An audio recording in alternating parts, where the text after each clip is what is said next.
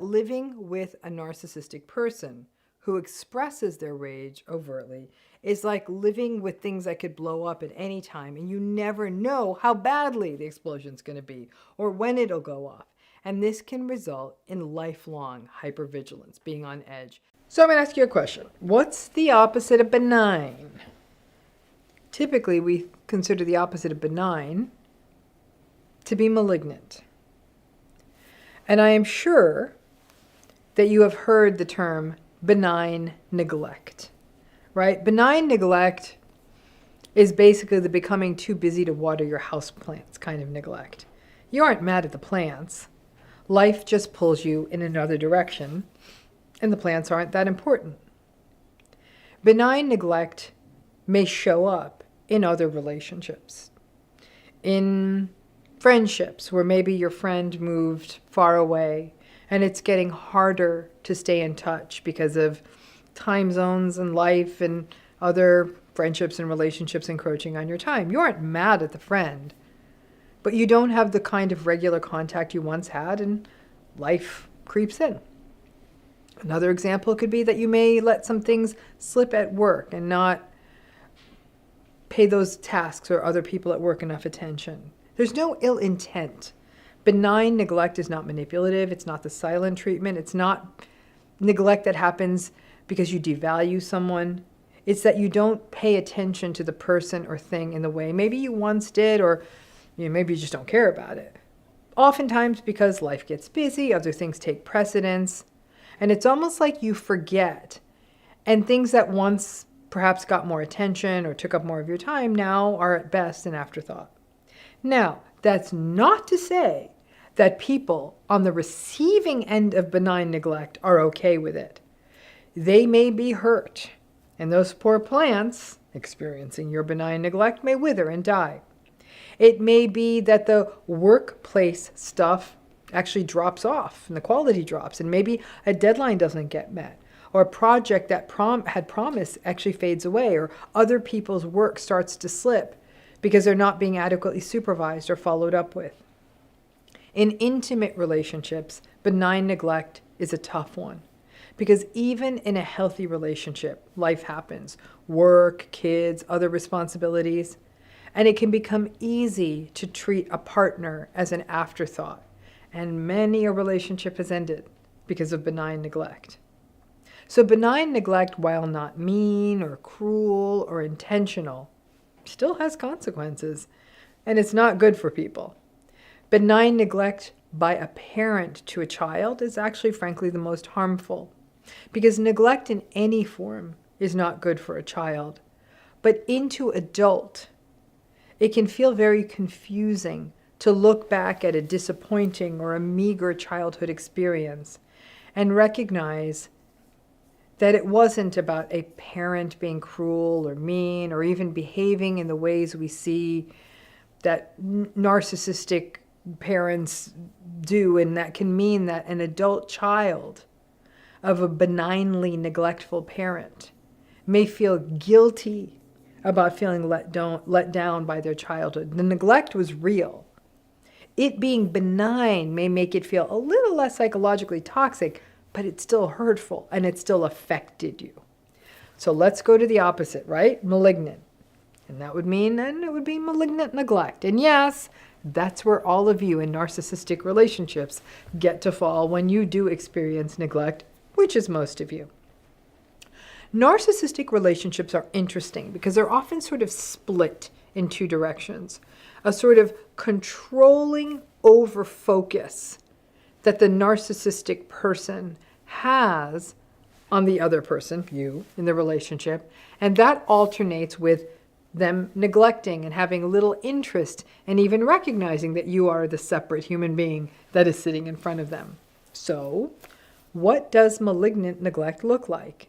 And this is not just limited to narcissistic relationships, but malignant neglect often happens in narcissistic relationships. Some examples are literally taking no notice of another human being, taking no notice of their emotions, their needs, their wants, even when the person is right in front of them and attempting to share with them. Malignant neglect can feel like a deliberate denial of your existence, or at least an absolute, devalued, contemptuous disinterest in anything that's related to you. Malignant neglect can look like the narcissistic or the neglectful person always putting their own needs first, even when you are very much in need. For example, you are hungry, but they will require you to wait until they are hungry. You are very sick, but they make everything all about their little sniffles. Making a family go to a golfing destination on vacation, even though nobody else plays, and they're going to go off and play on their own and spend no time with their family.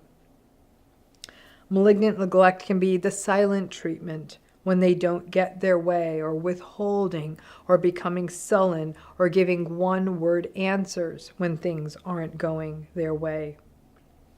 Malignant neglect can be withholding important information that would be valuable and actually quite important for you to know. For example, a narcissistic family member whom you may have disengaged from but happens to have all the information from the family doesn't let you know that a beloved grandparent has become very ill. Or a narcissistic colleague not informing other colleagues of an important deadline to be considered or just to be aware of at work. When you are going through a difficult time that they know about and they make no attempt to reach out, touch base, or offer any assistance, and this can feel particularly malignant if you have done this and been there for them. There is something there's something that feels very deliberate about malignant neglect. It's more than a person just being too busy to check in. There's really almost this intentional sense of you don't deserve to be seen, or that you do not matter, or in the extreme, that you really don't exist, unless I need you to exist. There's also that icky feeling that you are only seen when it works for them, or that they need something, or they lash out at you. That's what makes malignant neglect so malignant. With benign neglect, it's actually more of a gradual slippage, and the context may make sense. And it's not as much of the I see you when I need you, but then I don't see you when I don't need you. Malignant neglect feels more intentional. A person pulling away and not being there because they're mad about something that did not go their way, or because they did not get something that they want, or that you didn't do what they want. Malignant neglect feels like it is in the same zone as punishment, and not just about the being forgotten that we see in benign neglect. The best analogy is that in benign neglect, a person forgets to put enough food on your plate, or leaves out one of the dishes when they're serving you. In malignant neglect, they not only don't give you any food, but they eat their own food in front of you and tell you that you do have food in front of you, and what are you complaining about? That's an extreme example, but you get it. Neglect is a very difficult form of relationship behavior to understand. Listen, if someone hits you or pushes you or throws something at you or even yells at you, that's more clear, right? And even then, survivors of these relationships may make excuses.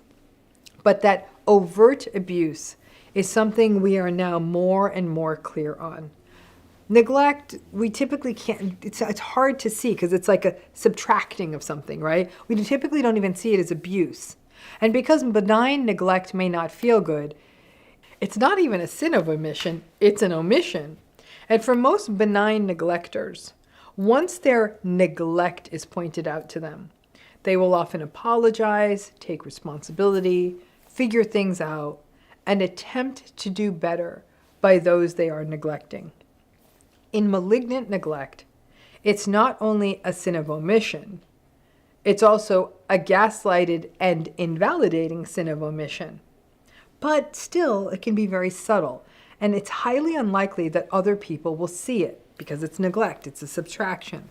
And since people in narcissistic relationships already doubt themselves about everything, the odds are that most folks experiencing malignant neglect will say, well, It couldn't be love bombing all the time. I mean, come on, relationships aren't like that, or people are busy, or maybe I'm being needy, etc. You know the list, right?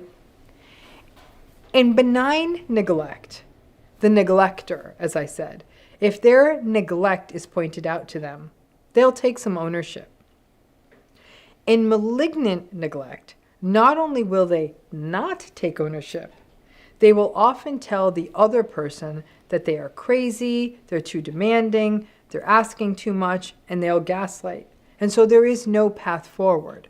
You either tolerate the neglect or you get manipulated and doubted.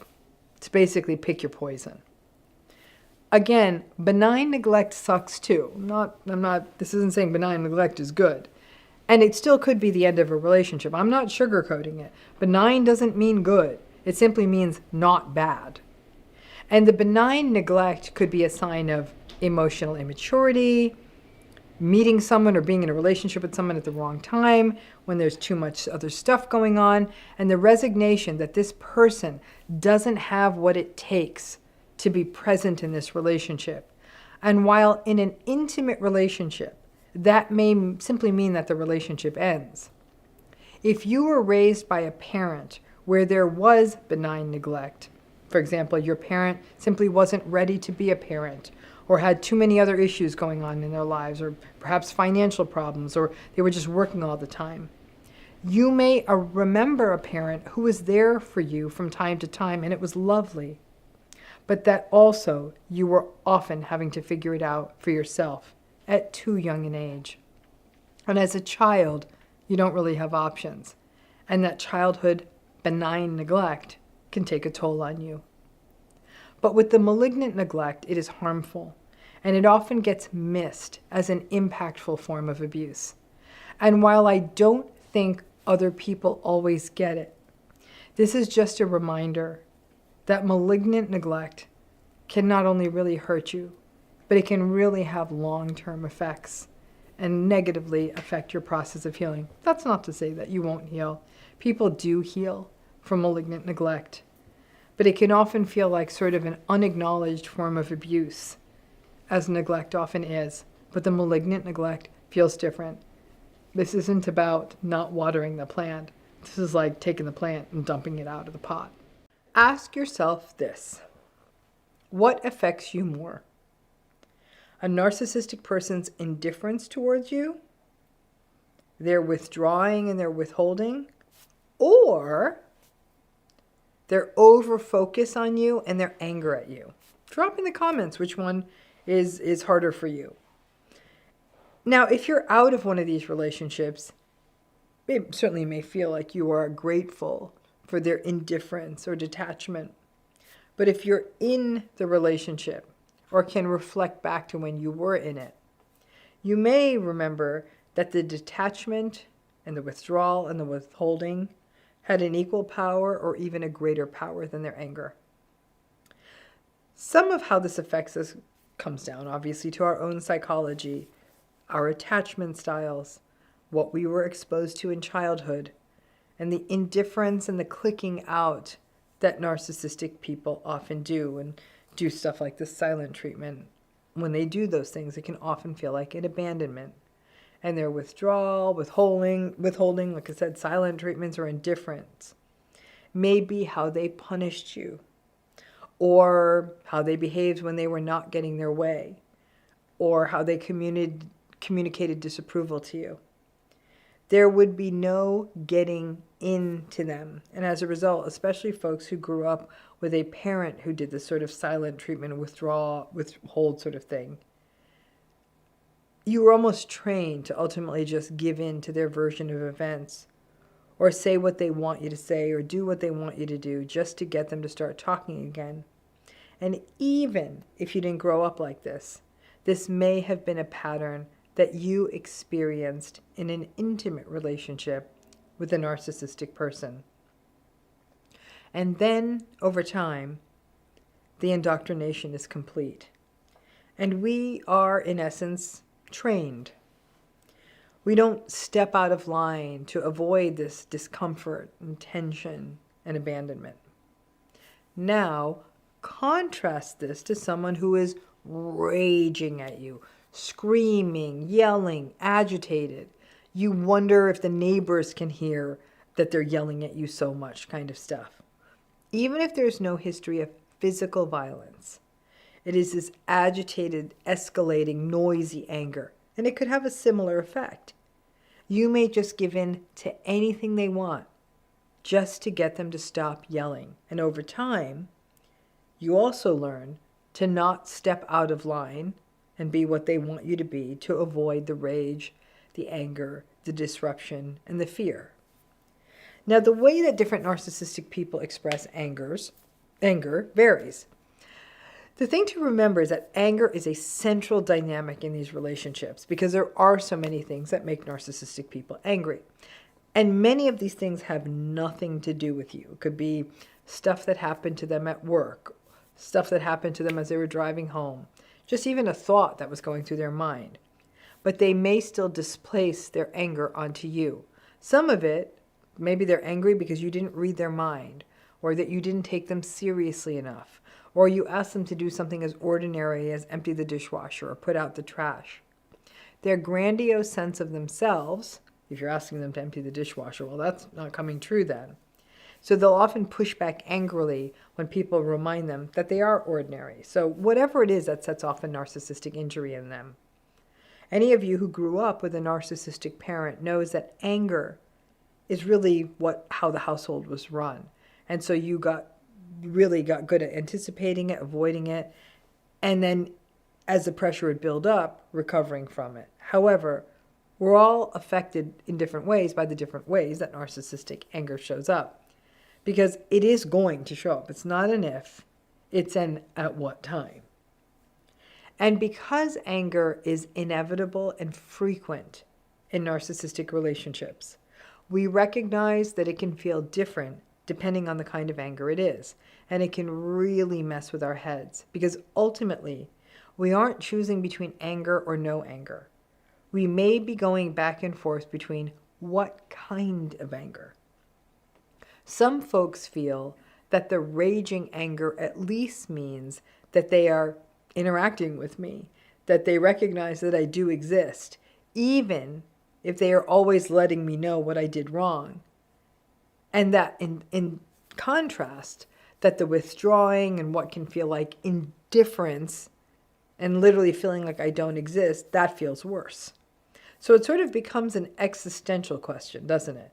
Does the yelling at least acknowledge your presence? What does the indifference or withdrawing or the withholding activate in you? Does it hit on a sense of abandonment or the sense that you don't matter? That's also a pretty powerful feeling.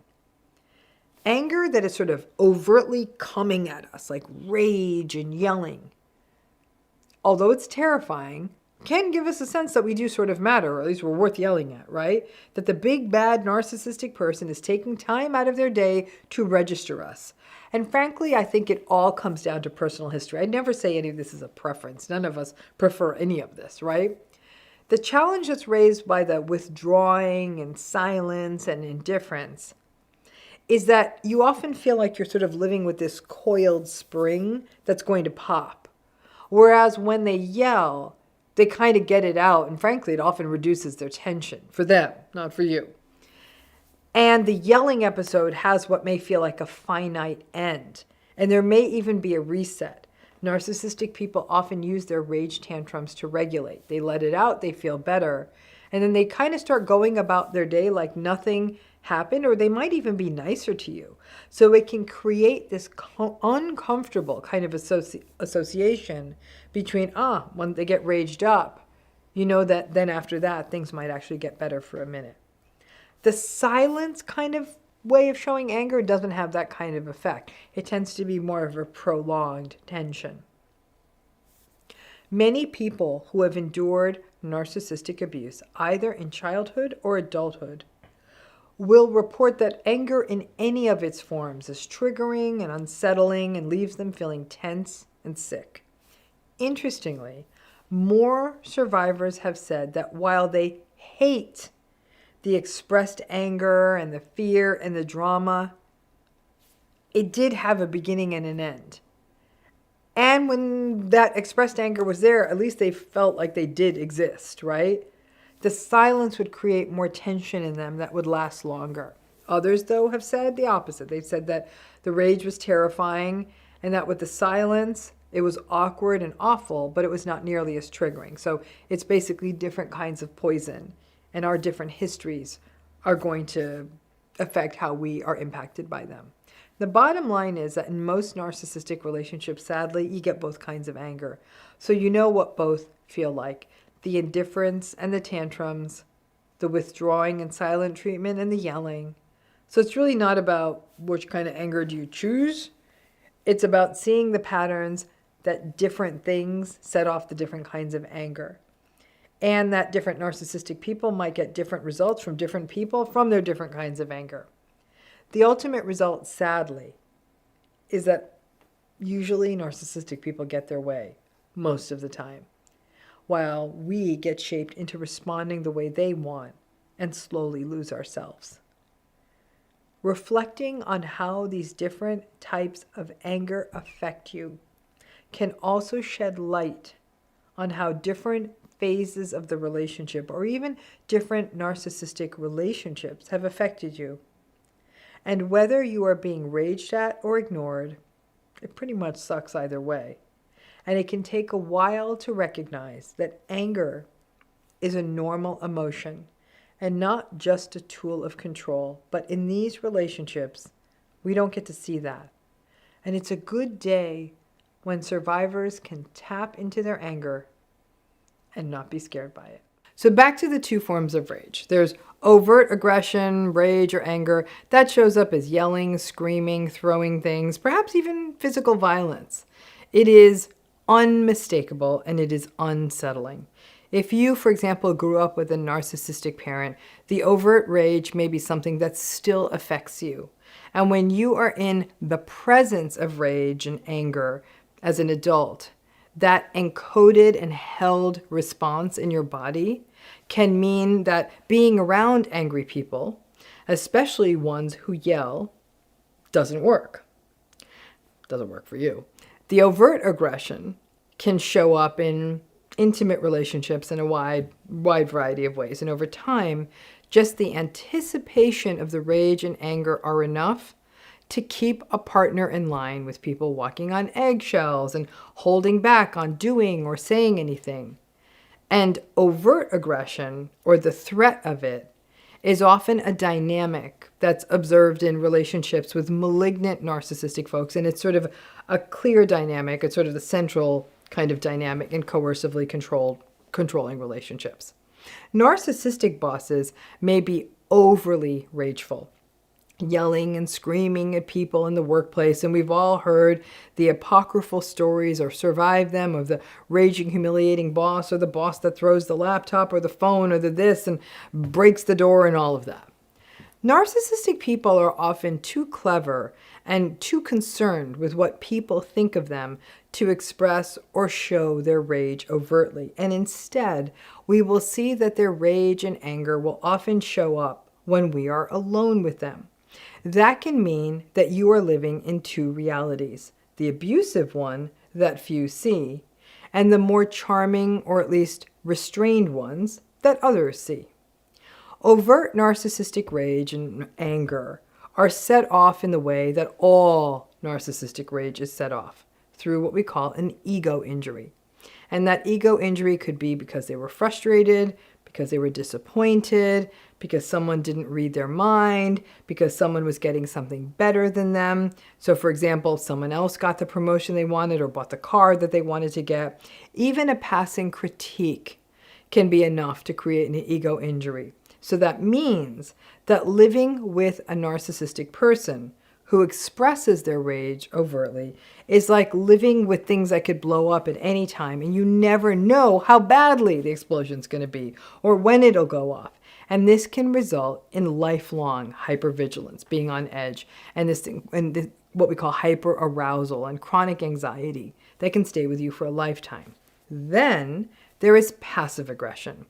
While the overt aggression and rage are something we are more likely to see in malignant narcissistic folks, and perhaps in some grandiose folks, the passive aggression is the mothership of the vulnerable narcissistic folks. The passive aggression is typically expressed as withdrawing, withholding, one-word answers, talking through other people, things like you're sitting right there, but then they'll say, tell your mother that I need the car keys, that kind of thing. There may also be full-on silent treatment, as well as other passive-aggressive barbs thrown in. This could be things like them doing something so sloppily that you're like, you either end up doing it yourself and don't ask them to do it again because it was such a mess. They'll pretend that they didn't get a message and then not doing something that you were counting on them to do, thus leaving you in the lurch. Other little digs would be things like, oh, I saw that you got the groceries and you actually remembered the coffee this time that I like. Well, there's a surprise.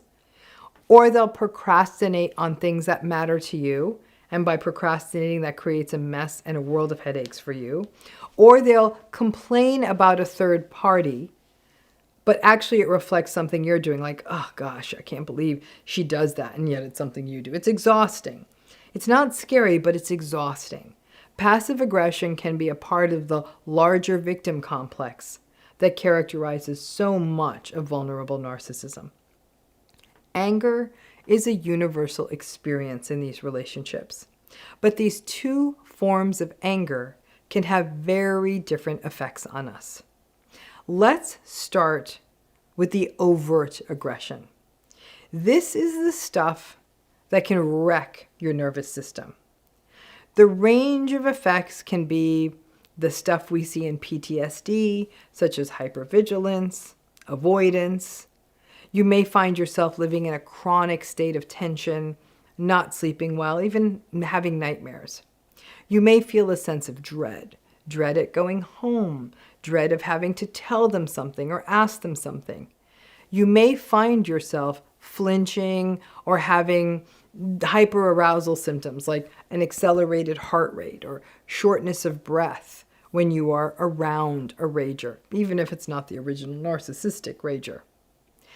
Now, the passive aggression does something different to us. Not maybe, in some cases yes, but we may not see as much of the intense arousal and physiological reactions. However, as I said, for folks for whom abandonment, for example, is a core wound, the passive aggression and the withdrawing and withholding and silence can bring up those old feelings that can be felt as panic and wanting to fix it and make it normal. This can be compounded if there are children or other people around, and it is why people get so stuck in relationships with vulnerable narcissistic folks, because you are often just giving in to make the silent and withholding patterns stop. The other reaction here, especially if the abandonment is not so triggering, is that of exhaustion and depletion. Again, we get back to that dread, but now the dread isn't the fear of unpredictable anger, but rather the dread of the heaviness, the little digs, the proverbial death by 1,000 cuts that often goes alongside the passive aggression. It is exhausting to have to navigate the landmines of having to do things twice because the passive aggressor did them so poorly in the first place, and then plays victim if you point it out. In fact, plays victim if you point anything out. So there is no hope of communication or growth. It's just a horrible spiral of them behaving petulantly, sullenly, and like a spoiled child, and you feeling silenced because you just can't listen to the whole victimized rant again. And then over time, you have to be the only grown-up in the relationship. Passive aggression is particularly atrocious for children who don't understand why a parent withdraws or gives them the silent treatment. And it can be quite scary with children blaming themselves and in essence being sort of taught, being prepared to behave exactly the way the parent wants. because the child is trying to avoid the parent abandoning them, and they're inducing of guilt. The parent saying things like, well, everyone else has such easy children. Why are you so difficult? One of these, with the passive aggressive versus the overt aggressive, I don't believe that one is easier than the other. And frankly, most narcissistic relationships have both forms of anger housed in them.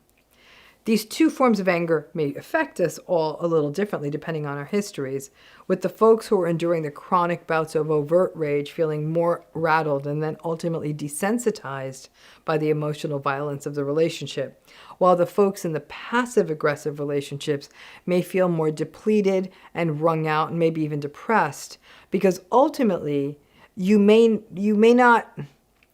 be avoiding the menace of brutal anger in your face, but the ongoing whining and victimhood is what you're experiencing, and it makes it too difficult to ask them to do anything. However, most narcissistic relationships favor one type of anger over the other. And if you have more than one of these relationships, you may find that you are having different experiences in these relationships, and the different ways of expressing rage may be part of why this is happening. Whatever it is, passive-aggressive rage, overt rage, any rage, it is not good for your health. As long as the narcissistic person is well supplied, and this doesn't matter if it's an intimate relationship, it doesn't matter if it's a family relationship or work relationship, as long as that narcissistic person is well supplied, they probably won't bother you again, right? They're certainly probably not going to hoover you. As long as they've got supply, they're almost like a person whose belly is full at a buffet. They're probably not going to reach for any more food. When that hunger comes back, conceivably they might.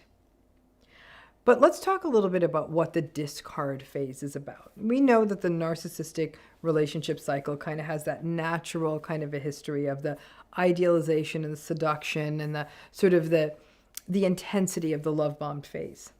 Once the narcissistic person kind of has you where they want you, they sort of, if you will, secured your narcissistic supply, the butterfly under glass, as I put it, that's where we start getting into the devaluing phase.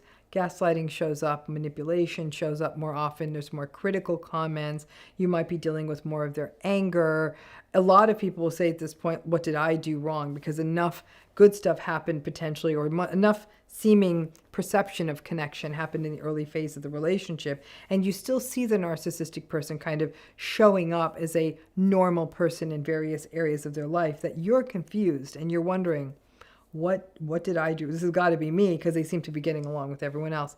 That's the devaluing phase. And a lot of people in that phase feel rejection. They feel like it's been personalized. They feel as though they've done, they must be the one who has done something wrong. And they feel it, even though they recognize the narcissistic person is toxic, they definitely feel like that they are, again, it's sort of a sense of like you're nothing to them. The discard phase, though, this is where it gets to. This is where it gets tricky, because discard doesn't always mean that they're breaking up with you. It's really as though they're bringing at best their B game to you. They have almost no interest in you. They are completely, almost seemingly disconnected from you, except to get their needs met. Was the meal on the table? All of that, right? So the discard phase, a lot of things can happen at the discard phase. They may disengage from you. They may withdraw from you. They may withhold from you. They may give you the silent treatment. They may cheat on you. They may substitute any number of activities. They may not even just be cheating. They may be they constantly be working. Whatever it is that they're just sort of, they've pulled away. They're absolutely not interested in you. And then in the discard phase, you may also find yourself pulling back too, because there's not a lot of there. But as we know, in a goodly percentage, not all, but in a goodly percentage of cases, the discard phase may be followed by the hoover. Now, the discard may be followed by the hoover when the narcissistic person is, if their new supply doesn't work out. The discard may be followed by the hoover when they recognize it's really inconvenient to live without you around because you did a lot of stuff for them. The hoover might, I think I misspoke that. The Hoover phase may follow the discard is what I meant. And then the Hoover phase may also follow the discard when the narcissistic person, for example, is going through a divorce with you, and they don't want to pay out all that money. And they're like, oh, there's this thing called community property, and I'm going to have to give you money. So they may come. It's not always because they're so, oh my gosh, I miss you so much. That's the fantasy that the narcissistic person has a wake-up call, but that they're going to come back. The hoovering cycles can happen for a while. And in fact, a lot of really toxic narcissistic relationships can be in this perpetual love bomb, devalue, discard, hoover cycle that goes on and on and on. And there's a lot of volatility and breaking up and making up and just sort of, it's almost like the relationship almost becomes addicted to this cycle of starting anew, as though the narcissistic person can only get connected to someone if there's lots of new novelty, love bombing, then they'll always get to discard. But what is the final discard? What does that look like? I mean, I would say you're not going to know until one of you drops dead at one level, right? Because then there's no way they can hoover you back. But the final discard implies a couple of things. The final discard might really imply that the narcissistic person really moves into a very permanent new structure. They may get married to someone else for a very, and that's it. And they're sort of caught up in that whole new universe. It could be that the narcissistic person, now in some cases, it may be their hand may be forced. There may literally be a restraining order or something. Let's just take that piece out of it. In some cases, believe it or not, some narcissistic people feel so much shame for the Hoover cycle, for the almost feeling like they can't pin your supply down permanently, that it brings up shame, that they actually finally cut bait once and for all and feel like this is actually a bad look for them. And so they don't interact with it anymore. But the final discard happens, though, honestly, most consistently when the new supply, that the narcissistic person literally takes their life in a brand new direction. So let me give you a scenario here. Thinking about a story of a person I knew, malignant, vulnerable narcissistic guy, got into a long-term relationship with a narcissistic woman. There's a fair amount of volatility in the relationship. He had cheated. He took a lot of advantage of the woman. And then finally, in one of his times of cheating, this time she caught him. She had hard evidence. He copped to it. And then he went off with the new woman. And then their relationship ended. That woman was convinced it was potentially the final discard. I'm like, it doesn't feel like the final discard. Then there was, she would hear from him, and then one day he hoovered her. And the hoover was long and gradual, but she had a lot of things he wanted: social status, resource, access to certain people. So he hoovered, and she tried to be careful, but he was a world-class hooverer and a world-class love bomber, and pulled the person back in. And again, this person was, the woman was very tentative, very careful, all of that. And then cheats on her again, and then he ghosts her and disappears. He surfaces back some months later, but he did not get in touch with her. She did try to reach him, like, what the hell's going on? How is it you just disappeared? Blah, blah, blah. And then she came to find out there was yet another new person, but that was a brand new person. And the new person was just a very, very, very good source of narcissistic supply. And so he then took up with the said new person. And the new person was almost like a board game. That's the only way I could describe it. Many times when narcissistic people, they still sort of stay close to people connected to you, right? There's your world and there's still ties in there. Hoovering tends to happen when the narcissistic person doesn't break away from your world too much. Either they don't physically move away or move into a new group. In this case, the narcissistic person, when they took up in that new relationship, they went off into a very different social world, very, very different group of people that were forever going to keep him away from the original woman he kept being unfaithful with, and he kept trying to hoover back. that change over into that new group, it's definitely not going to work out with this new woman either. This person has not changed. It's just going to take her a minute. She doesn't seem that smart. It's going to take this new woman a second to figure out exactly what's going on, but that'll probably fall apart too. But now he's been shunted into a new system, and almost like a little virus, that new system is where he'll find his new supply. He probably won't go back to the original person because basically he's found a whole new warehouse. Right? And in this new warehouse is all kinds of new unexplored supply that might bring all the stuff he wanted, the original woman, the status and all that other stuff. My point in saying that is that with this woman, the malignant, vulnerable narcissist and the original woman he cheated on, that feels like the final discard. That because he moved into a new supply pool, as it were, he is going to find all his stuff there. And until that punts off into a new supply pool, that's how that's going to be for a while. So I think at best, that's what a final discard would look like. But as I always tell people who've been through narcissistic relationships, never, ever, ever, ever discount the possibility that they may come around and hoover. Narcissistic people, in essence, keep people in some sort of weird storage closet in their brain. And when they need you for supply, whether it's the text in the middle of the night, hey, I was just thinking about you, or the odd email, or whatever you get, you're just going to have to get really good at deleting stuff, blocking it, and not engaging with it. But as hard as that final discard feels, and I know for a lot of people, the possibility, the hope was always there. One of the greatest moments in the life of somebody who's attempting to survive a narcissistic relationship is that final discard. Like I said, you probably won't know it until you're well into the future and can do, if you will, a final accounting. And a last piece on the final discard. That final discard also comes through a much healthier path. And that final discard can come when you get yourself and your life into a place where nothing could come in. In some cases, it could be you fall in love with a healthy person and build a healthy life with them. It could be that you get into meaningful and purposeful activity that so fills your heart that nothing could distract you from it. So really the final discard, in some ways, could be very well within your power. That when you become almost unhooverable, and the best way for that to happen is for you to become fully you, in love, in meaning, in purpose, and how you spend your time. And at that point, it becomes a final discard, not because the narcissistic person decided to discard you, but because there's no way into you in a way that's toxic or harmful. So hold on to that as a story of hope. Thanks again.